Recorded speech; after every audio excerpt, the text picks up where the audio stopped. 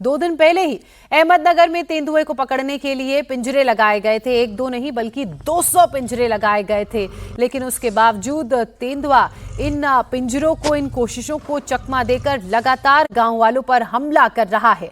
महाराष्ट्र की ये तस्वीरें आप देख रहे हैं, जहां तेंदुए का आतंक जारी है। जंगल से अब शहरों की तरफ, गांव की तरफ तेंदुआ रुख कर रहा है और आम लोगों को अपना निशाना निवाला बना रहा है। ये 4 साल का मासूम बच्चा सिद्धेश, जो कल शाम को अपने घर की दहलीज पर खड़ा था, क्योंकि घर के बाहर दादी काम कर रही थी, और उसी दौरान घात लगाया हुआ तेंदुआ आया और उसने इस बच्चे को अपना निवाला बना लिया। बच्चे को सीधे जंगल की तरफ ले गया। उसके बाद से ही गांव के लोग गुस्से में हैं, आक्रोश में हैं। तेंदुए को मारने की बात कह रहे हैं। वो कह रहे हैं कि दिखते ही तेंदुए को मार दिया जाए।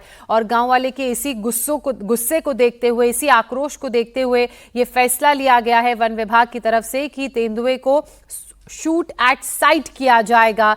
हालांकि तेंदुए के आतंक से लोगों में डर और दहशत का माहौल है। महाराष्ट्र की बात की जाए, महाराष्ट्र के अहमदनगर के अलावा कई ऐसे इलाके हैं जहां पर तेंदुए का आतंक देखने को मिल रहा है।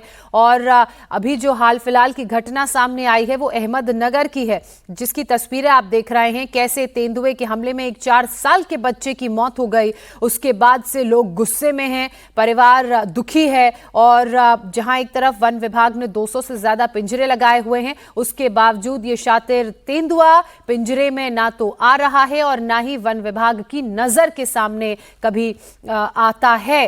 रात को घात लगा के तेंदुआ जंगल से गांव की तरफ आता है और मासूमों को अपना निवाला और निशाना बनाता है। सिद्धेश इसी तेंदुए का शिकार हो गया। दिनेश मौर्य मेरे सहयोगी इस वक्त हमारे साथ लाइव जुड़ चुके हैं।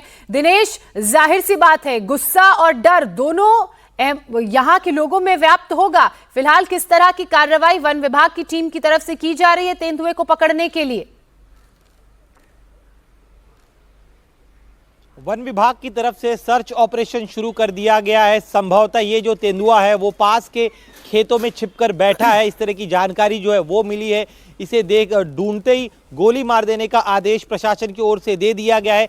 पिछले 2 दिनों से ये तेंदुआ उस इलाके में घूम रहा था। स्थानीय लोगों का आरोप है कि वन विभाग को इसकी जानकारी दी गई थी, लेकिन जितनी तत्परता होनी चाहिए थी उतनी तत्परता बरती नहीं गई है। आपको बता दें, जिस इलाके में यह घटना हुई वहां पर लोगों का कहना है कि खेतों में जाने में उन्हें डर लगता है। बच्चे स्कूल जाने से डरते हैं, खास तौर पर सुबह अर्ली मॉर्निंग का वक्त हो या फिर शाम का वक्त हो, घरों से बाहर अब उन्होंने अपने बच्चों को भेजना बंद कर दिया है। और इस इलाके में करीब, अहमदनगर जिले में करीब 500 से ज्यादा तेंदुए हो सकते हैं। एक और हैरानी वाली बात यह भी है कि पुणे और अहमदनगर के कई ऐसे ग्रामीण इलाके हैं जहां पर गांव में कुत्तों से ज्यादा तेंदुए हो गए। तो इससे आप इस स्थिति की गंभीरता को समझ सकते हो। और यही वजह है कि 2 दिन पहले वहां पर 200 से ज्यादा पिंजरे लाए गए और भी पिंजरे लाने की मांग की जा रही है। और उस पूरे इलाके में तेंदुओं की जनसंख्या लगातार बढ़ती जा रही है। और यही वजह है कि लोगों का कहना है कि जब तक इस तेंदुओं को शूट एंड साइट नहीं किया जाता तब तक उनका यह जो आंदोलन है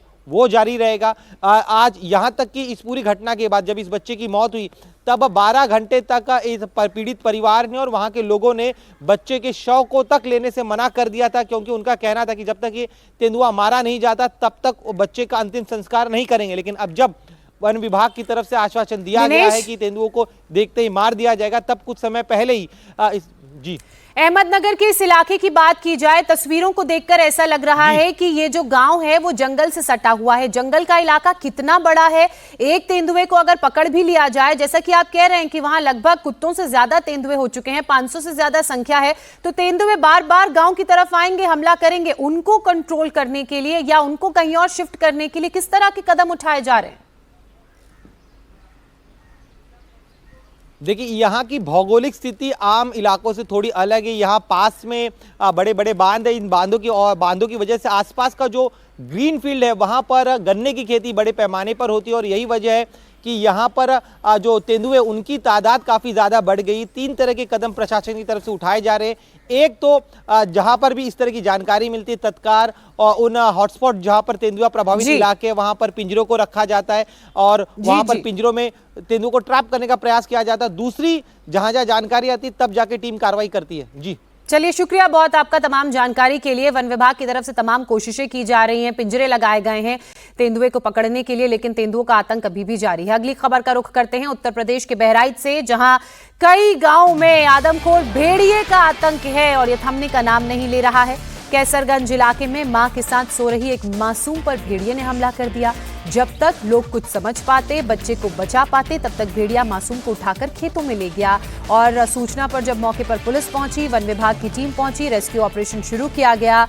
तब तक ऑपरेशन भेड़िया चलाकर बच्चे को बचाने की कोशिश की गई, लेकिन बच्चे को भेड़िया अपना शिकार बना चुका था। हालांकि शिकार करने के 13 घंटे के अंदर भेड़िए को ट्रैक करके उसे मार गिराया गया।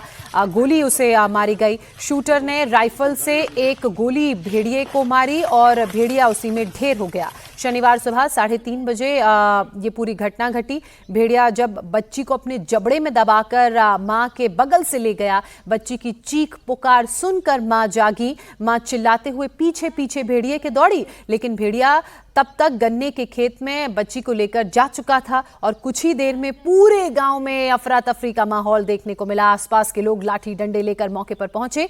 बच्ची की रात भर तलाश करते रहे। करीब 1.5 किलोमीटर दूर गन्ने के खेत के किनारे मानव शरीर के अवशेष मिले। उसके बाद पुलिस और वन विभाग की टीम मौके पर पहुंची।